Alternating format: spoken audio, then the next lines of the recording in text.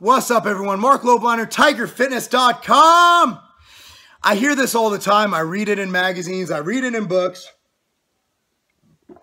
All the big IFBB pros say shit like this. They say a bunch of retarded bullshit.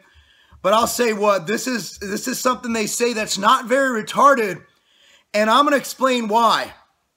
And that's how, let's say, a bodybuilder or someone keeps 20 to 30 minutes, 3 to 5 days a week of cardio in the off season to fend off fat gains.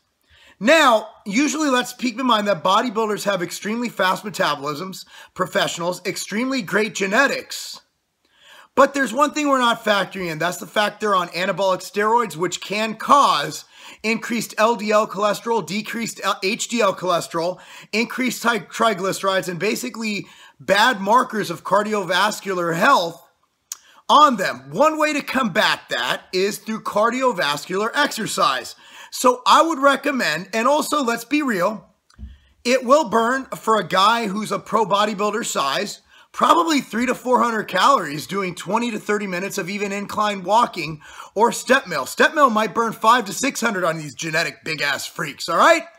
Here's why it works for you. Now, if you are a natural athlete who, let's say, is in the off season trying to gain size, even if you're a hard gainer, I recommend 2 to 3 days a week of cardio at 20 to 30 minutes. Now, high intensity or low intensity is something that a lot of people ask me. And to that, I will say, how is your weight training? For someone like Doug Miller, myself, even Sean Torbati, somebody who I know trains at a level of intensity 5 to 6 days a week, is just killing their muscles, and recovery is at a premium. I do not recommend someone of our training nature goes, and even if you're natural, if you're enhanced, if you're injecting cow semen into your anus, if you can fuck yourself in the butt with your own penis, I do not recommend high intensity cardio if you're training 5 to 6 days a week with supersets, drop sets, anal sets, whatever you do. If you're in there and you're crushing it, as Doug Miller says, 5 to 6 days a week, I do not recommend high intensity interval training simply because it's too much. And also let's realize that weight training increases your EPOC, which is your caloric burn, for about 36 to 38 hours from weight training, and HIIT cardio does the same thing.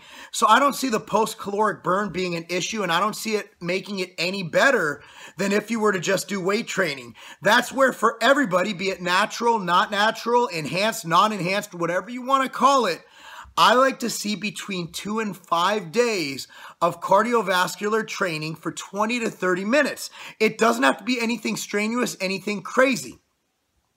You can do incline treadmill for 20 to 30 minutes. I do level 3.2 speed and 4.0 incline, generally whether I'm prepping or I'm not. Right now I'm at that, and honestly, anything more than that would compromise my recovery from weight training. I cannot do HIIT cardio now because my training's at such a level, okay? Generally speaking, I would not do that, but I recommend everybody, whether you're natural or enhanced, get some form of cardio, because also if you're getting in more food, it just helps you process it as well. And I also will argue that cardio is somewhat anabolic. I know somebody will be like, you're an idiot. Fine, I'm a fucking idiot.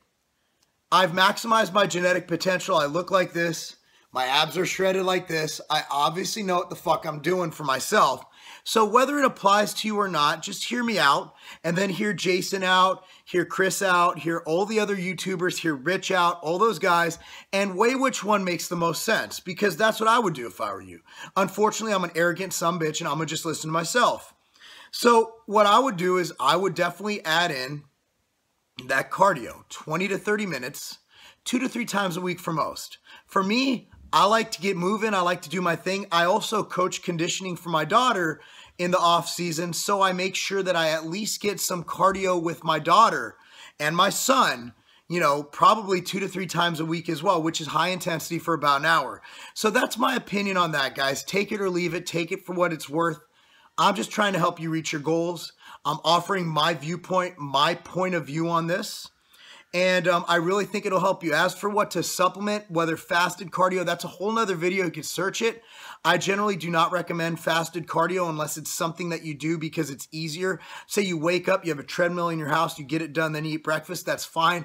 It's not going to have deleterious effects on you, but I do not feel that low intensity fasted cardio or even high intensity cardio especially has any advantage over being fed. I'm Marc Lobliner, TigerFitness.com, because being healthy and not dying, that's not a game!